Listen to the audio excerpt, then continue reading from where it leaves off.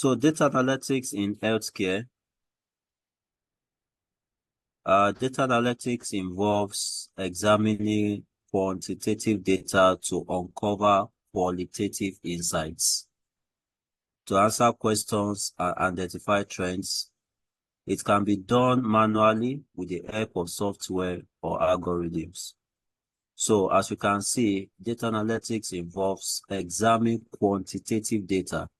So there's a difference between quantitative data and qualitative data.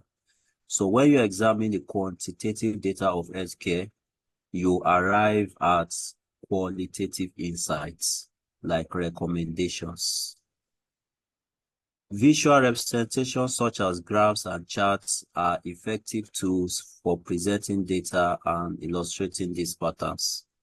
So when you do data analytics, you analyze quantitative data, you generate qualitative insights and recommendations, and you can use visual representations like graphs and charts in that process.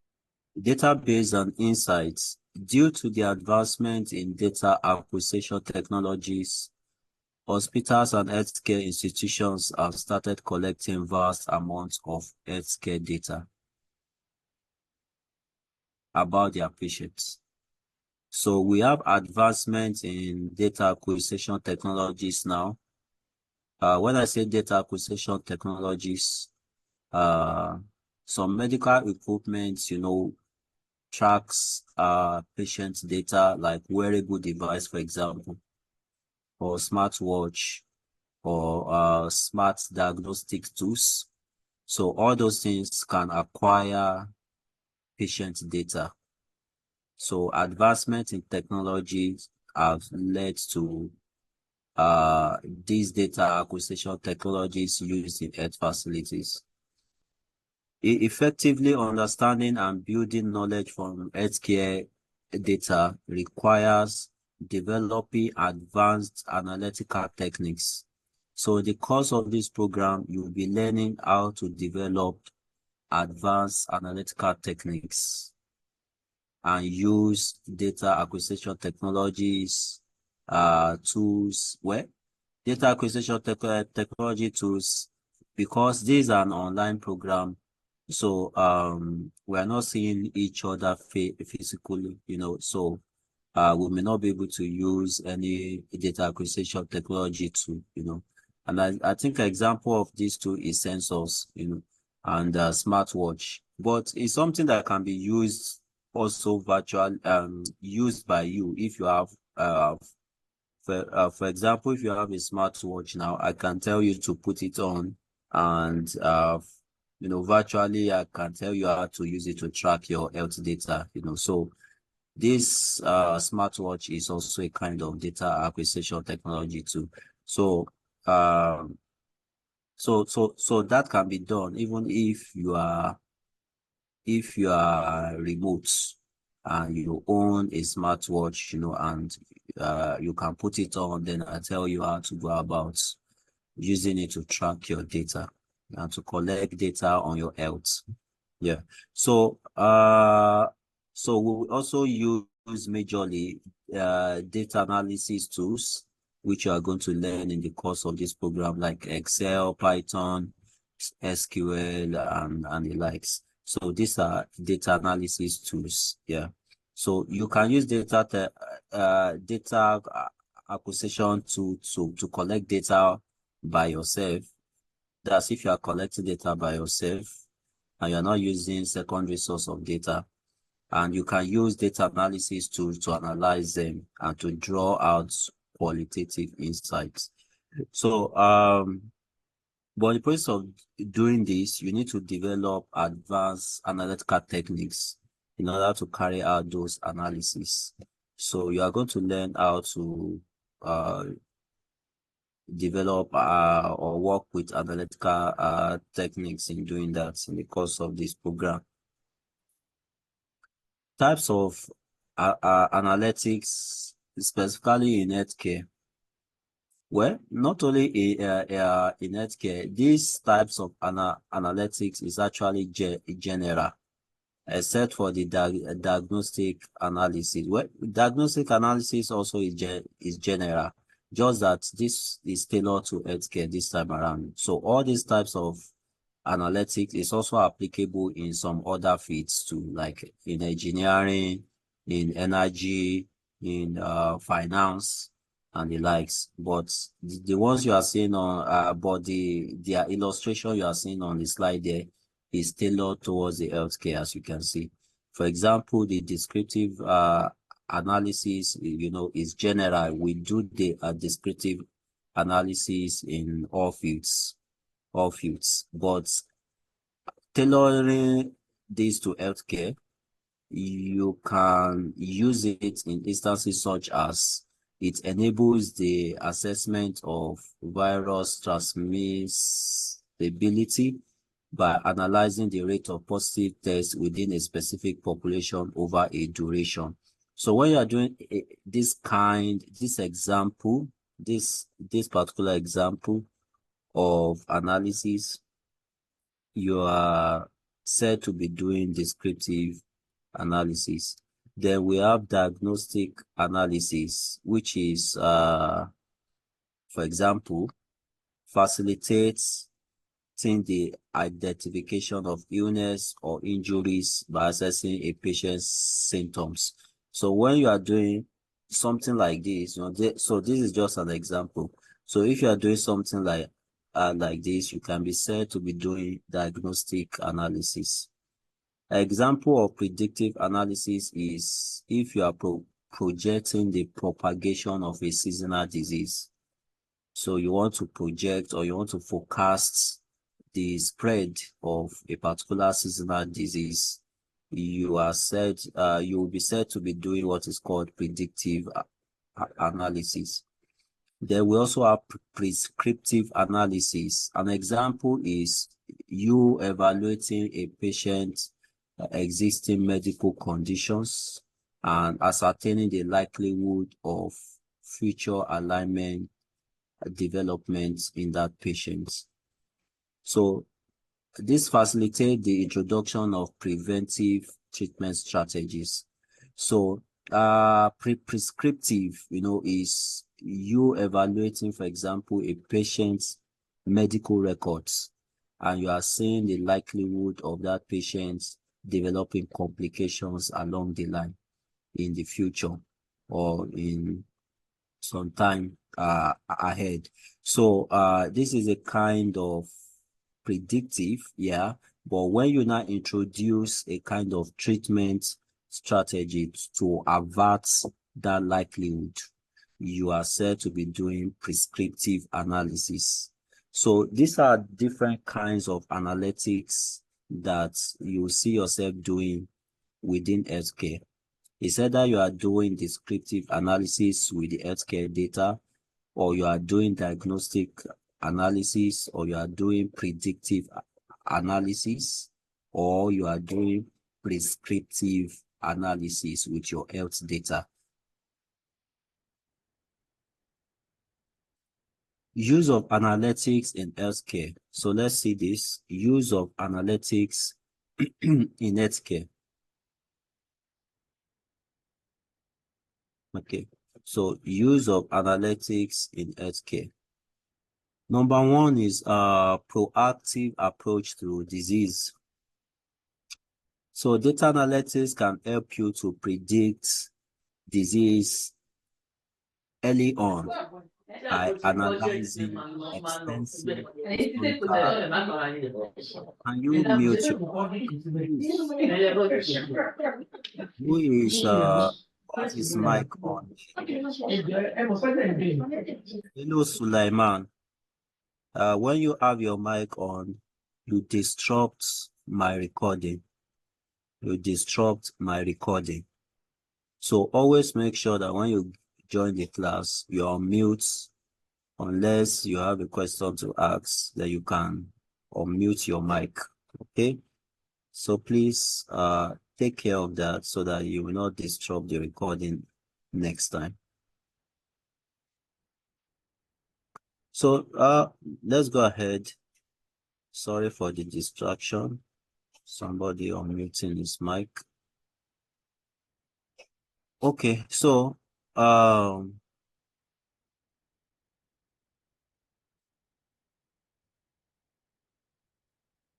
use of analytics in healthcare. So the first one is proactive approach to disease. So data analytics can help you predict diseases early on by analyzing extensive historical patient records.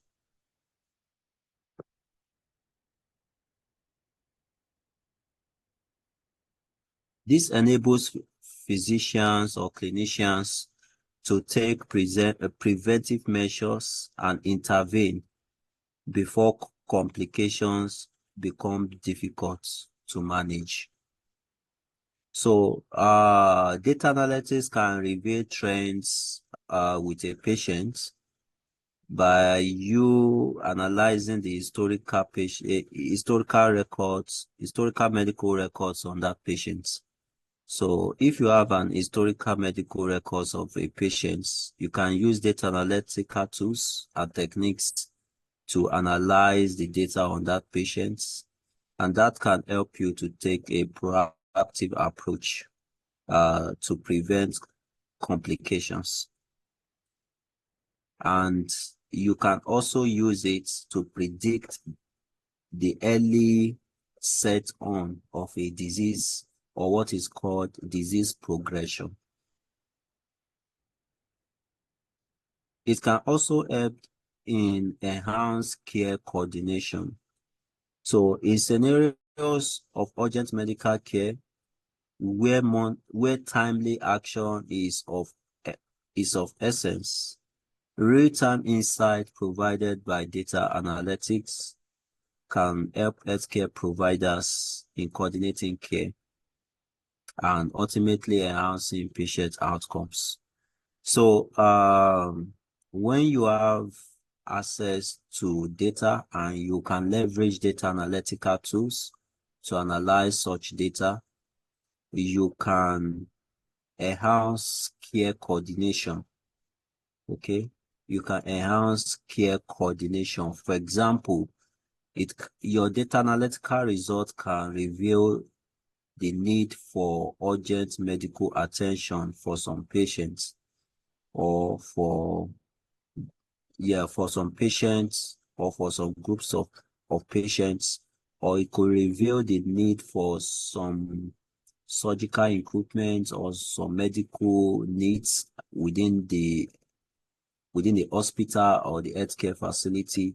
So it could also reveal people who need care the most, who need the care the most, so that you can prioritize your medical or healthcare resources. So healthcare resources is actually limited, okay, and they need to be prioritized so that they can be used for people who need the care most. So when you deploy data analytics and you analyze data, you can get access to these informations and see the trend of things and be able to coordinate care. Improve patient experience. So health analytics can also lead to improved patient experience. As healthcare sector shifts towards a value-added business model, so one thing you need to realize is that healthcare is no longer a charity or a Father Christmas thing.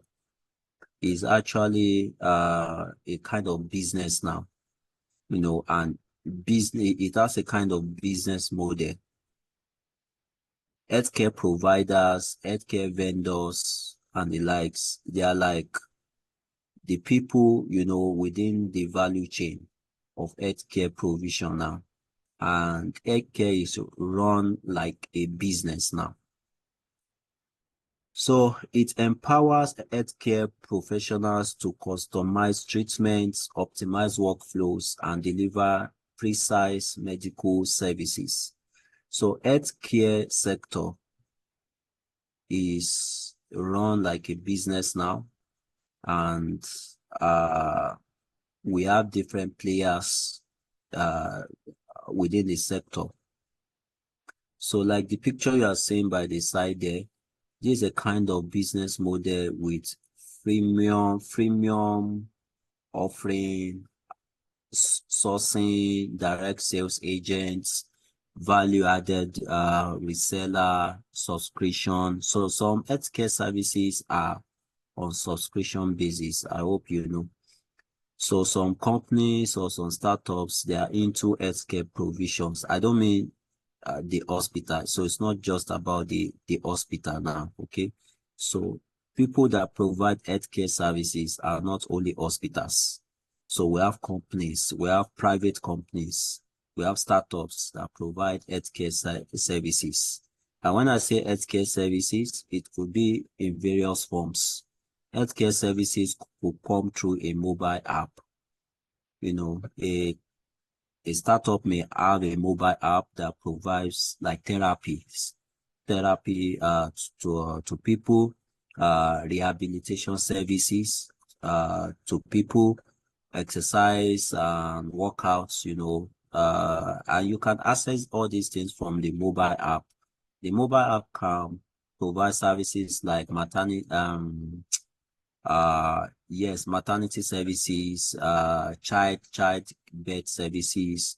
The mobile app can provide services like women health care, you know, ovulation tracking, um, activity monitoring. All these things can happen on a mobile app, and a startup company may be providing, or that may be the service a startup company is providing to the public through their mobile app. So when I say healthcare, it doesn't only happen in the hospitals. It also happens on mobile app from private companies to, you know, who are running different kinds of health services and offers to the public. Yeah. So for example, some of them do have direct sales agents, you know, people that go out and tell people in the public to use a particular health mobile app. Sometimes the healthcare services can be in the form of telemedicine. So I believe you've heard about telemedicine, whereby you get a remote access to doctors and nurses without coming physically to the hospital. So you can get a remote access to a doctor, you know, right in your home. So these are also kind of healthcare services that can be offered even by private health technology companies. So, and these companies, they may have some direct sales agents, they may have franchise in promoting that service. They could run a subscription whereby you subscribe to the mobile app or the telemedicine, and you'll be able to have access to like a remote doctor, for example. So, a healthcare sector is actually a value chain and is driven like a business, and it has a business model. So, and the ultimate thing is to improve patient experience. Okay, patient experience. And I think well-run health services, even national health services in serious countries, you know, like for example in UK now, even the NHS is run like a business, you know, and everything is centered around the patient, you know, optimizing patient experience, giving value to patients, uh, giving healthcare to those that need it most among the patients, making sure every patient is attended to, you know, or promptly as much as possible, and also making sure they receive the best care.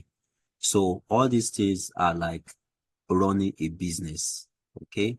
So it's not like in Nigeria whereby, you know, you go to a government or hospital and People just walk up and down, without caring too much like that if they want. So any healthcare service that is run like a business, of course, it involves a lot of things, and you can work as a data analyst in such a setting, and you'll be analyzing data, and you analyzing data is to actually improve patient experience whenever they come to the health to the to the healthcare facility, or whenever they use your company mobile app for healthcare, or your company service like telemedicine. So whenever they use your services, you want to optimize their experience. So, and there's a lot of data that goes around that, which you need to analyze and make sure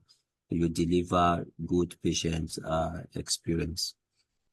So everything is like a value-added business model. So healthcare analytics could also help in mitigating financial risk.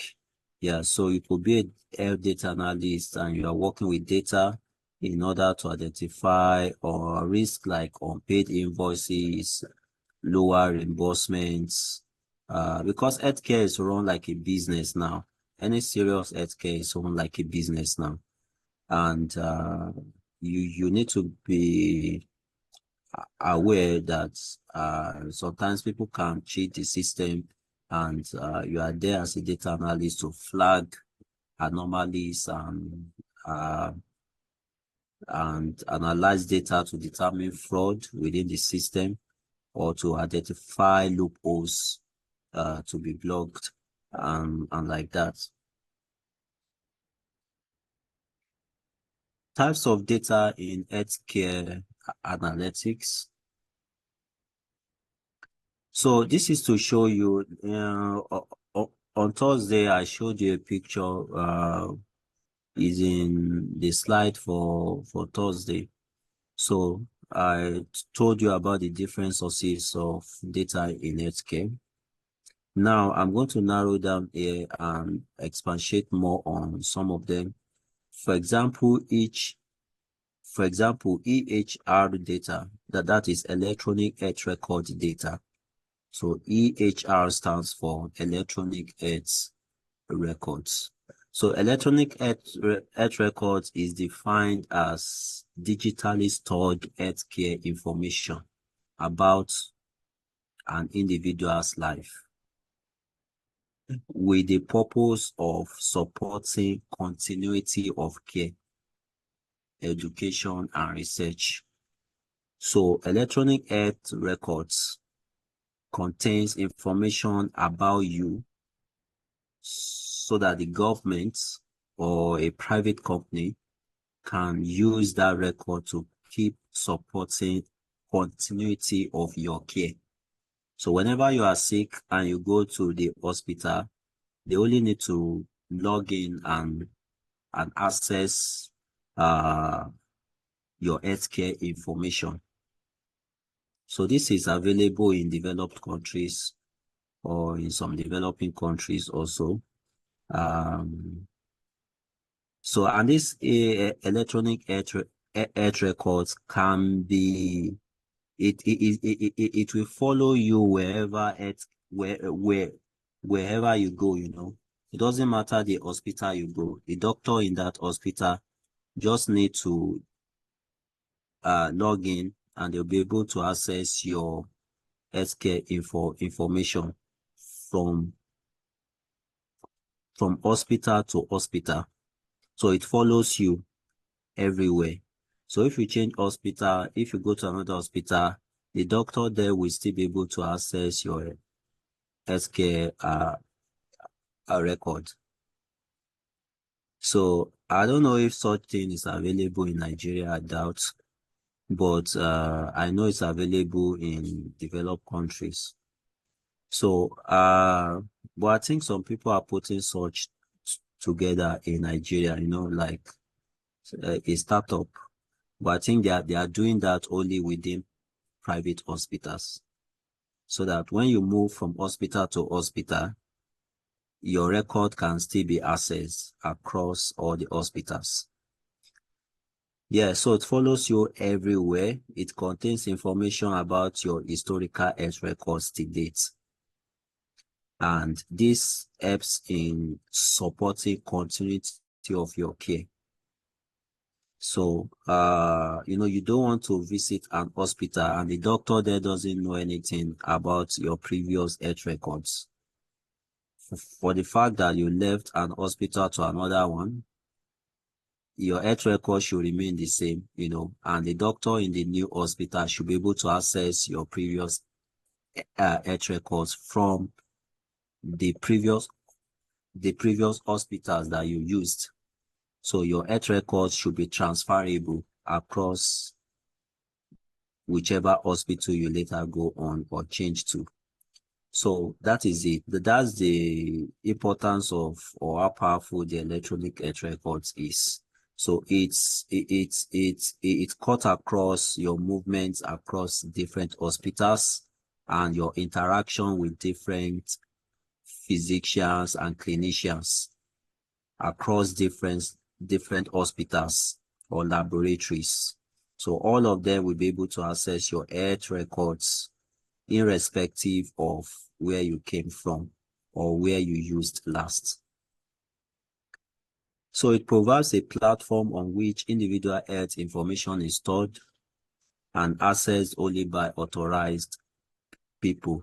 So I had an experience of this, when I went to an hospital and the doctor, I think, asked for the login details for my electronic health records, and he logged in. That was the first time I went to that hospital. Of course, I was using another hospital in another town. So this doctor just asked for my login details. I was able to log into my EHR and he viewed all my records. Of course, they will ask for your consent because it's a protected document, is a protected record. Healthcare data is a sensitive data and it should only be accessed by authorized people. So you don't want everybody to have access to your health records. So this doctor asked for my login. So he logged into my EHR. I was able to see all the history of treatments that has been administered to me over the years in different hospitals and by different doctors. So this helps your new doctor to know where you are coming from, the progression of your treatment, what has happened to you in the past, and how it has been treated. So your health record is very important. So everything is stored in a digital platform called the electronic health record. Now, this electronic health record could be a national one, which is hosted by the government. Yes. And every hospital in that country will have access to it, that of their patients. So some of the contents you find there are patient demographics. You can find patient medical history there. You can find diagnosis and medications they've taken in the past to present.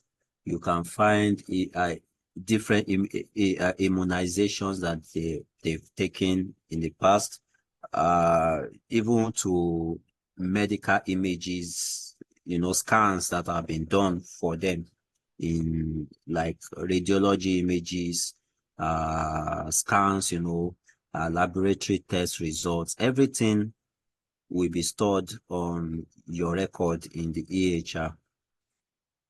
So the usage of this is that it provides comprehensive patient care, clinical decision support, and patient outcomes tracking. So that is very important, patient outcomes tracking.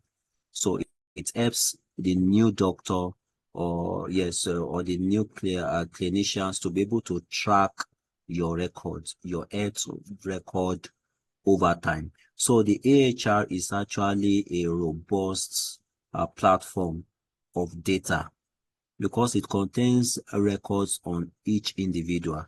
So you can imagine the enormous amount of data that the AHR holds. The AHR of a country, for example, you can imagine the enormous amount of data it holds on the country's citizens as regards their health. Okay, so when you work in, for example, government facilities or some healthcare companies that have access to this AHR, then you find yourself also working with data in the AHR. You will need to be authorized to do that because the AHR is a protected database.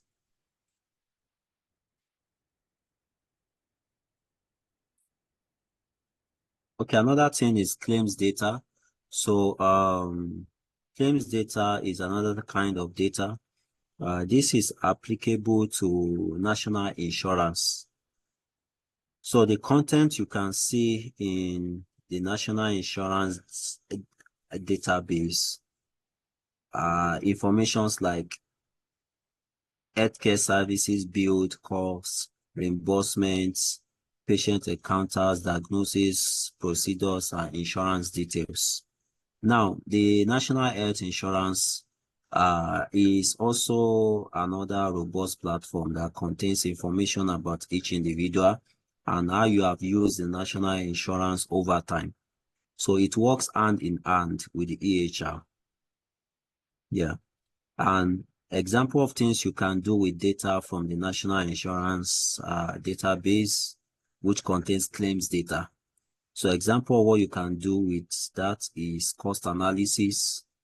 Yes, cost analysis is very important in accessing medical care because some people may not be able to afford good medical care. So cost analysis will help you to reveal that what is costing people to access healthcare. Are they getting the necessary healthcare given the rising cost of accessing good healthcare now? Then what are those households that are finding it hard, to get good healthcare because they cannot afford the cost of healthcare, or how much are being spent, from the national health insurance when it comes to people accessing healthcare. So you could also use it to identify fraud within the scheme, the national health insurance scheme. Yeah, there are frauds there. There's one of my friend that told me that even that he told me that of course he has access to national health insurance in Nigeria. So he told me that I think one of his former a former family member or something like that, so who has left, like the service, and is still using the national health insurance for the civil workers, the government workers. So this person has left. He doesn't need, he's supposed not to have access to the national health insurance for government workers, again, but still using it, and like that. So these are kind of frauds that takes place in insurance, in national health insurance. So if you are a data analyst within that sector, you could be tasked with identifying frauds, and this will help to save a lot of money within the scheme, and it's very, very important and dear to them. So it could also reveal service utilization patterns or billing optimization. So this is very important, okay? All these cost analysis and the likes, they are very, very important, and it means a lot to the organization, to the company, because you'll be helping them to save a lot and to reveal how people are using different healthcare services and what is costing the government in providing such care. So cost analysis within the healthcare is very, very important. You need to be aware of that. So, clinical trial data. Yeah. So the use of health analytics, types of data. Yeah. So we have the clinical trial data. So these are data from clinical studies, including, it can include patient demographics, treatment protocols, outcomes, and side effects. So if you have access to clinical trial data, I've worked with clinical trial data before. Yes, I worked extensively with clinical trial data. This is like a clinical trial. Clinical trials are being done every time in hospitals. Clinical trials. It's either they are trying the outcome of a drug, they are seeing the side effect of a new treatment procedures, or they are testing a medical device and like that. So, like for example, in the UK, for example, now you could see like 400 clinical trials going on alone in a national hospital, in a single hospital. You could see hundreds of clinical trials going on. And all these clinical trials, we have different researchers within the hospital that are working on them and generating data and carrying out experiments and like that, and lab experiments even sometimes. So, or human experiments, yeah. So clinical trials, you can see the 4 phases in clinical trials. For example, we have phase 1, whereby somebody can try to determine if a treatment is safe, like if a new treatment is safe, and that alone can generate a lot of data in trying to answer this question. Is a treatment safe? So I don't want to go deep into that, but if you are carrying out a drug assessment, for example, to determine if it's safe, then you are going to administer it to people, like people to try the drug. This is a clinical trial stuff. They give their consent to try the drug or the medical device, for example, medical device for controlling pregnancies and the like. So people can try it out, or new vaccines, and in doing that, a lot of data are being generated from these clinical trials. So phase 2 can have something like, does this treatment work? Phase 3 can have something like, is this treatment better? Phase 4 of the clinical trial can have something like, what else do we need to know to confirm the effectiveness or to provide additional information? So this is an example of phases in clinical trials, and all these phases generate a lot of data on patients, or on trials, people who are participating in the trials. Yeah. So yeah, and clinical trials can take years. Yeah, it can take up to 3 years or more to complete these phases. So, and each phase lasts for some time, or even a year, or even 2 years. And you are carrying out experiments, you are recruiting people into the trial to try the medical stuff out, to see the impact or the side effect. So all these things takes years. Some clinical trials can take up to 10 years to complete. Yeah. So when you are a data analyst participating in clinical trials, like what I did, then you get access to data on ongoing basis, and you walk through all these phases, and you spend years, and just doing the trials. You can be there for years. Okay, analyzing data at each of the phases. So we have the PGHD. So example of data is also the PGHD. PGHD stands for Patient Generated Health Data. Patient Generated Health Data. So somebody is asking a question. EHR is limited to the hospital. Where?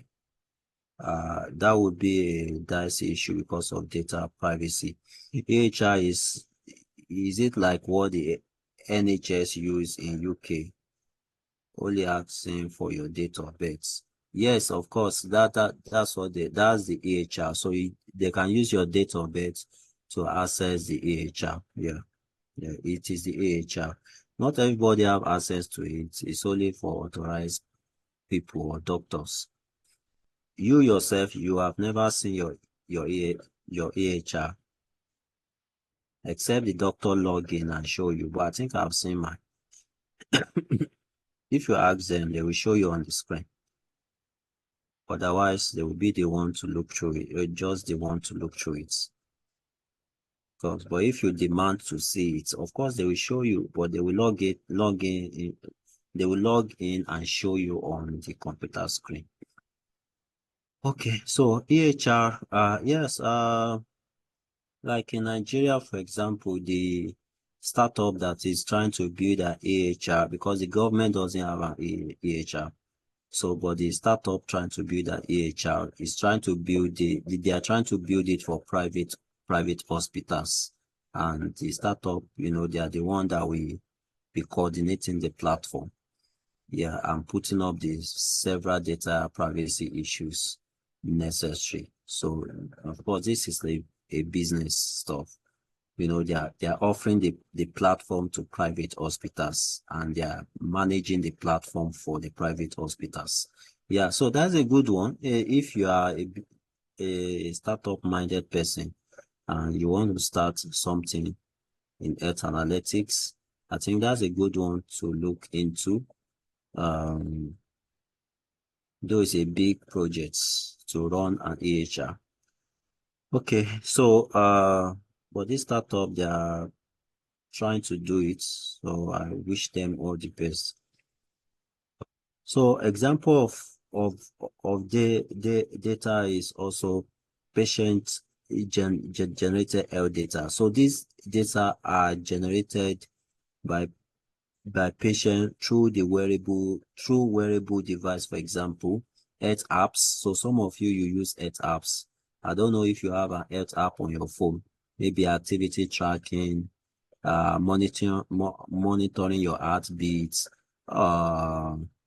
ovulation tracker, menstrual cycle tracker, and all those things. There are different kinds of health apps for women health and like that, or for baby health. So, personal health records, including activity levels, diet, and symptom tracking. So, the use of this patient generated health data is called patient generated health data because you generate the data by yourself by using these devices, or by using these health apps. So when you use an health app, for example, to track your sleep patterns, yes, there are some health apps that track sleep patterns. So they will ask you for some information, right? And you enter it into the app. Then the app will give you some health recommendations. So when you do this, you are self-generating your health data to the app, and the app is giving you some kind of recommendations about your sleep pattern, how to optimize your sleep pattern, how to have a good sleep, and the likes. And if you are using the health app also to track your menstrual cycle, then you will also be asked to supply some informations, and this will be used in generating some recommendations for you, like when to get pregnant and the likes, the best time to get pregnant and the like. So these are patients generated health data, by which are these are patient health generated data, which comes about by using all these devices or apps. So you can use this kind of data for chronic disease management, patient engagement. Yes, patient engagement is when the app start to engage with you and giving you some recommendations. Then lifestyle analysis of the patients or of the individual. Yeah, so PGHD health use can be deployed in area of personalized health goals and motivation. For example, some mobile apps that tells you about workout and exercises to keep fit. Then chronic disease management, yeah. Enhanced mental health support. Yeah, so I have an app that does mental health therapy. So all these kind of apps are rolled out by healthcare startups, which if you are a business-minded person and you are a startup-minded person, you can also start a company, that offers this kind of service through a mobile app. So predictive analytics for proactive care, holistic view of patients. PGHD data can be used for real-time monitoring of patients and interventions, can be used for enhanced patient engagement or personalized treatment plans.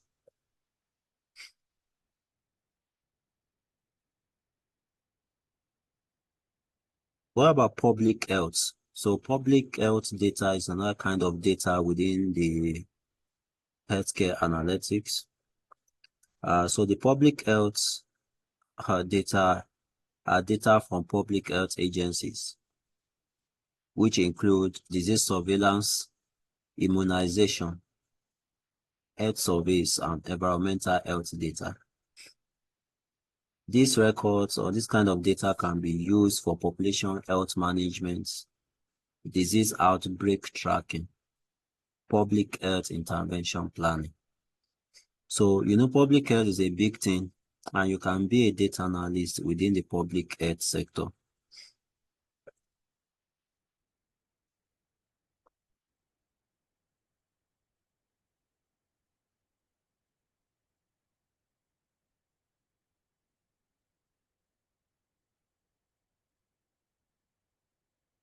Okay, so that is it.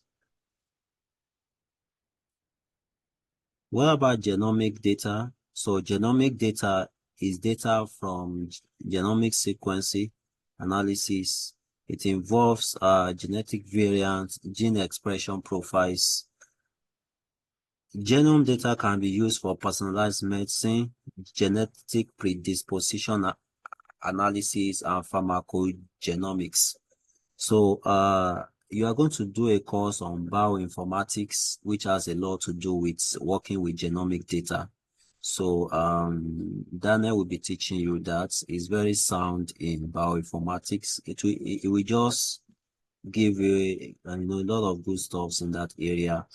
Even though some of you may not may not end up being special, may not end up specializing in bioinformatics, but having an idea of it or having done a course on it or a training on it will be a very good one. Who knows, maybe you will end up working in that sector,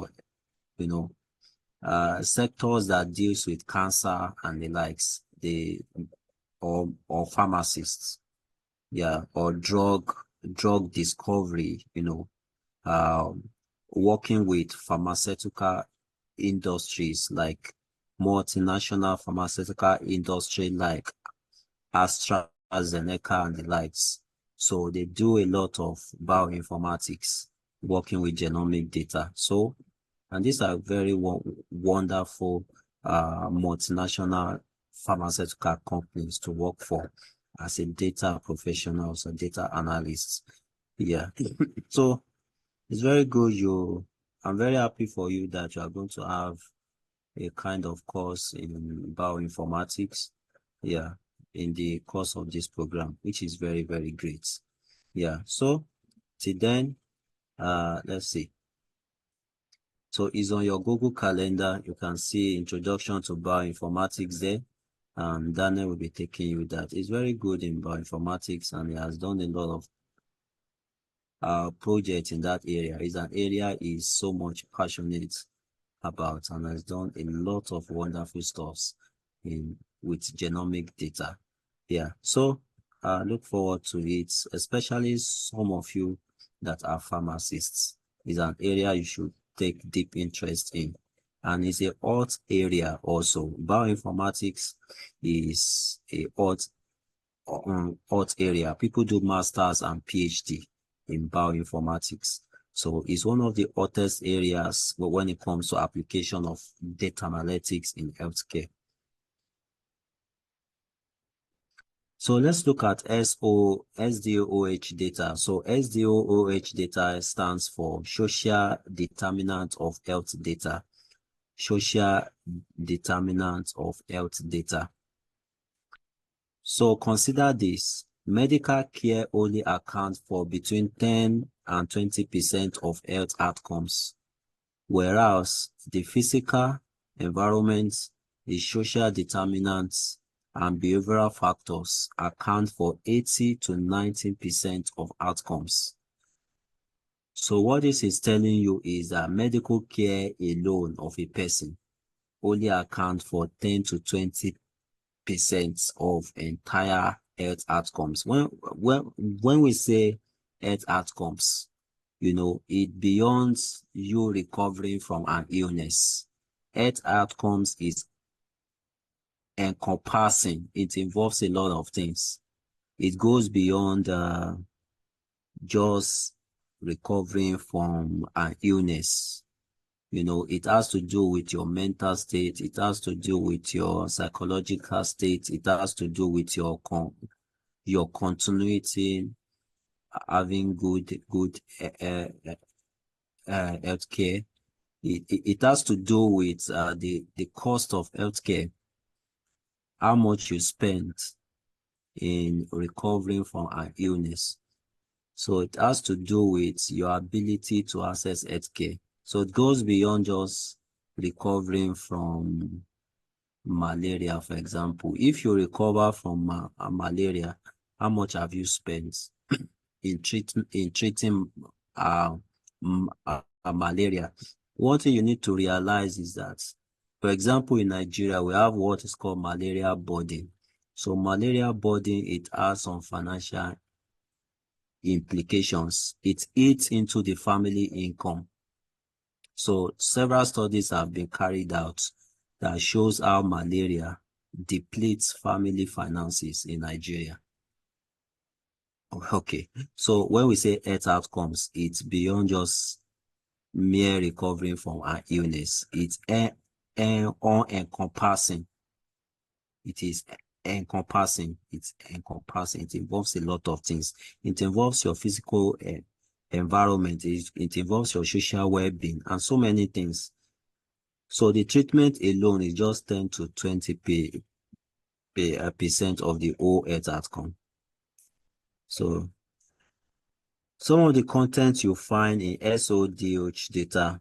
So this SDOH data was conceived, this SDOH, that is social determinant of health factors, was conceived by World Health Organization, WHO. And what WHO is trying to say is that medical care goes beyond just treating a disease. It involves a lot of some other things that we need to factor in. Like, for example, economic stability. That's a patient's financial resources, including income, employment, housing stability, and food security. This goes a long way to affect a person or a patient, the economic stability of that patient financial resources. Yes.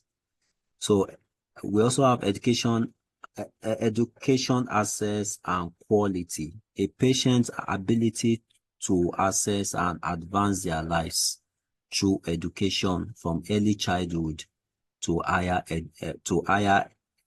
education. So this is also one of the social determinants of healthcare: education access and quality. Then we have healthcare access and quality. This is a patient access to and understanding of healthcare, including primary healthcare access, insurance coverage, and health literacy. So all these things, you know, all these things are beyond just treating an illness.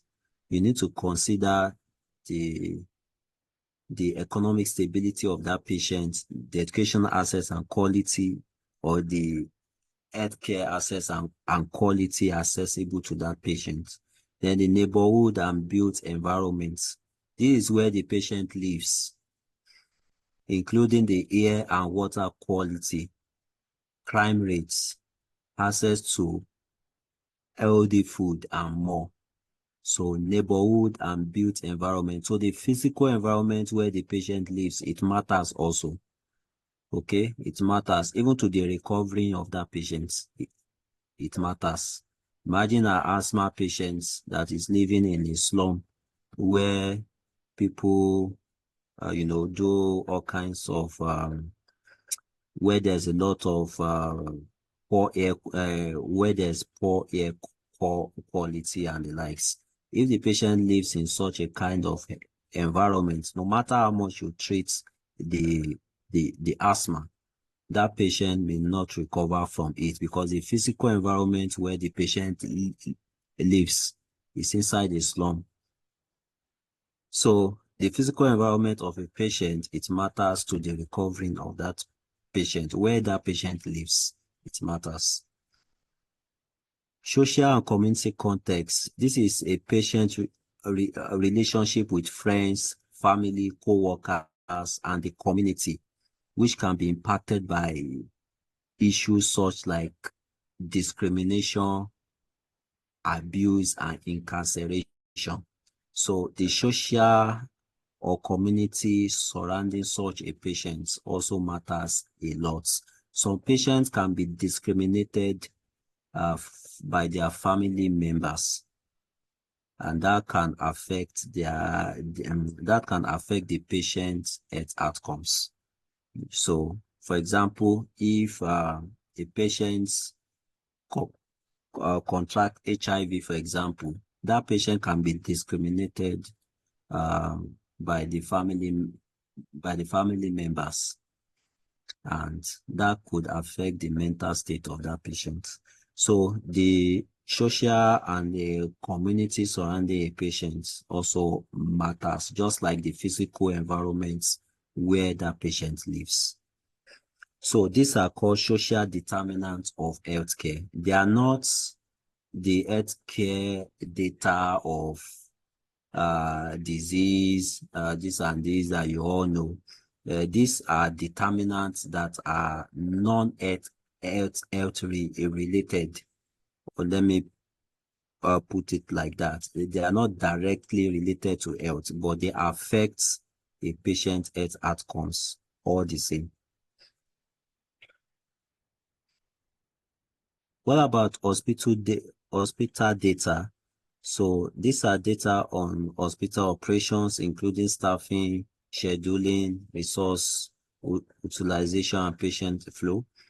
So this kind of data can be used for operational efficiency, workplace optimization, and resource allocation. Yeah, one thing I know here is, excuse me. So I know of what is called hospital bed allocations software. So this is a kind of digitalized platform that allocates hospital beds, especially in emergency or intensive care units. So hospital beds, they can get quickly filled up, especially in ICU units. So there's supposed to be a system that allocates the beds. so that a patient with critical health condition will have access to beds. Beds are not always enough in hospital. Yeah. So we need like a bed allocation stuff.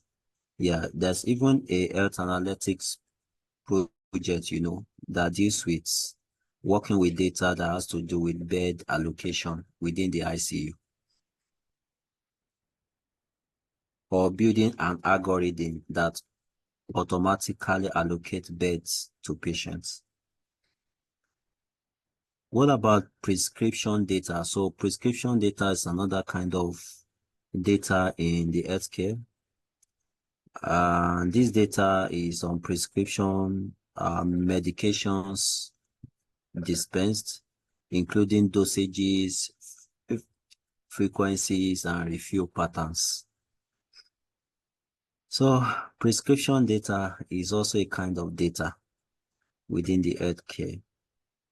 And, we've discussed a lot of data, different types of data so far in this slide.